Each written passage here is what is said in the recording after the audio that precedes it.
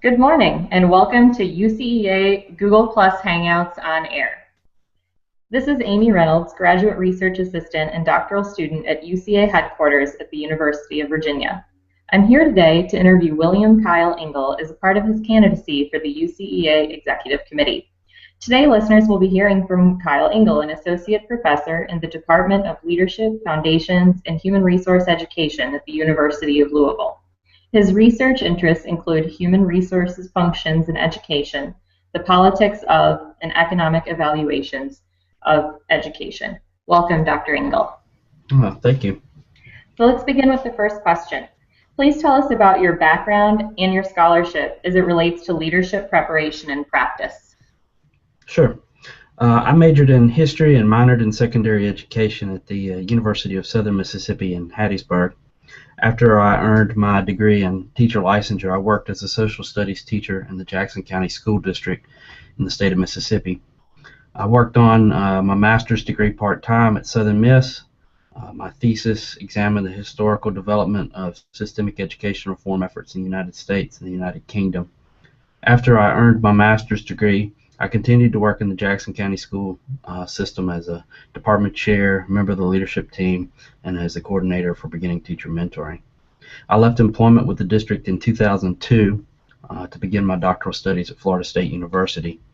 I graduated with my PhD in 2007 and came straight up to Bowling Green State University in Ohio as an assistant professor. I earned tenure and promotion in spring of 2013, but just this past fall, I was appointed as associate professor at the University of Louisville.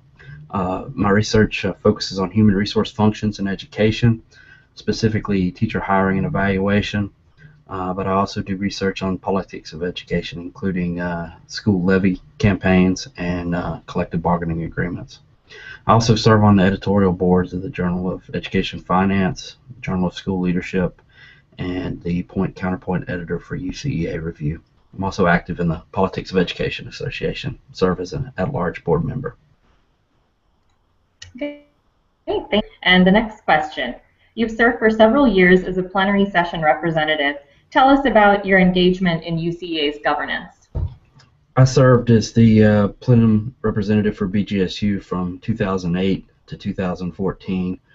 I actually chaired BGSU's membership committee when I first arrived at the institution. We hadn't attained full membership yet, so I was leading that committee. We attained full institutional membership in 2009. Chairing BGSU's UCA membership committee is something I'm proud of. It was a huge relief to hear the positive outcome. It was certainly a lot of work, and it gave me insight into the membership process. I also currently serve on the UCEA Task Force on Distance Learning and have been on 2 award selections committee. Okay, thank you. And the next question. In what other ways have you been engaged in UCEA? I currently represent UCEA as the co-coordinator of the William L. Boyd National Education Politics Workshop. This is a 3-hour workshop that's held in conjunction with AERA each year. It's co-sponsored with the Politics of Education Association, which is a special interest group of AERA. The event is designed to give graduate students and new faculty the opportunity to learn about current and promising research on the politics of education. As I mentioned earlier, I also serve on the editorial team of the UCEA Review as the Point Counterpoint editor. Fantastic, thank you. And the next question.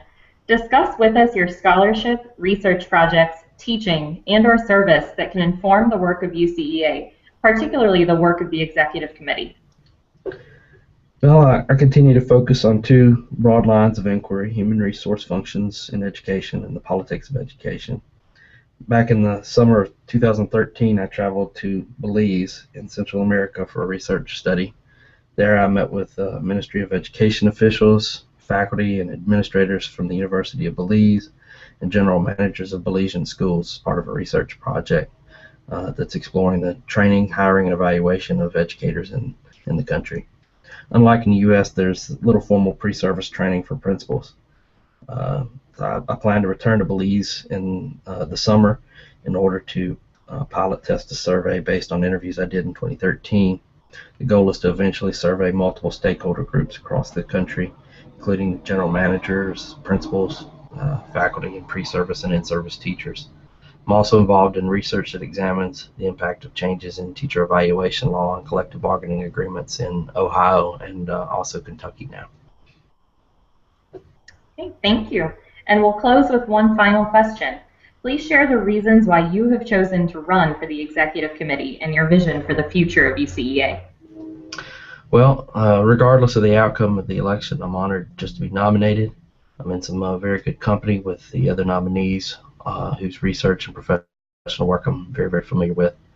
If I'm elected, I will do my best to ensure that UCEA continues to pursue its primary goal, which is advancing the preparation and practice of educational leaders for the benefits of our schools and our kids.